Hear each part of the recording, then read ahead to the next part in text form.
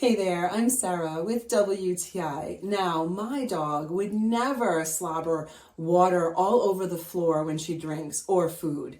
Okay, that's a lie. She totally does, but this little mat that I have under her bowls has totally saved our relationship.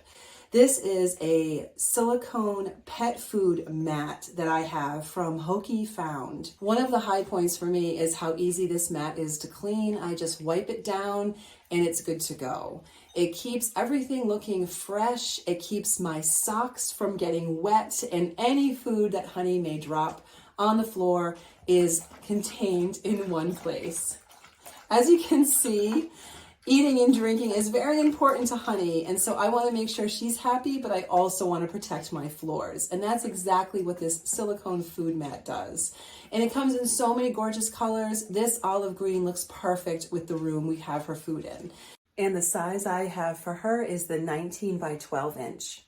If you have a dog, I highly recommend getting this silicone mat for her food bowls. And that is my point of view.